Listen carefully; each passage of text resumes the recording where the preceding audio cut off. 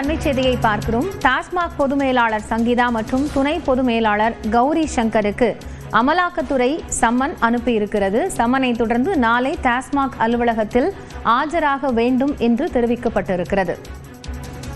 டாஸ்மாகினுடைய பொது மேலாளரான சங்கீதா மற்றும் துணை பொது மேலாளர் கௌரி சங்கர் ஆகிய இருவருக்கும் அமலாக்கத்துறை நாளை டாஸ்மாக் அலுவலகத்தில் ஆஜராக வேண்டும் என்று சம்மன் அனுப்பியிருக்கிறது.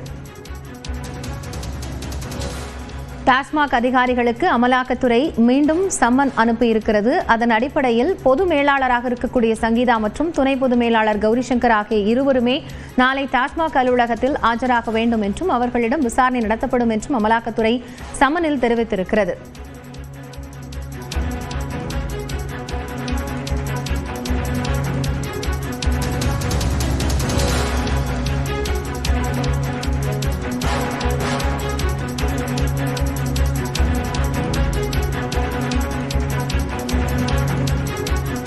இது குறித்த கூடுதல் தகவல்களை செய்தியாளர் கோகுலிடம் கேட்கலாம். கோகுல், மீண்டும் இப்போ அமலாக்கத்துறை டாஸ்மாக் நிர்வாகிகளுக்கு நோட்டீஸ் அனுப்பி இருக்கிறது. நாளை ஆஜராக வேண்டும் அப்படின்னு சொல்லப்பட்டிருக்கு. என்னென்ன விஷயங்கள் எல்லாம் இந்த விசாரணையில் கேட்கப்படும்? ஆஜராகக்கூடிய சம்மன் அப்படிங்கிறது எப்போ போய் சேரும்?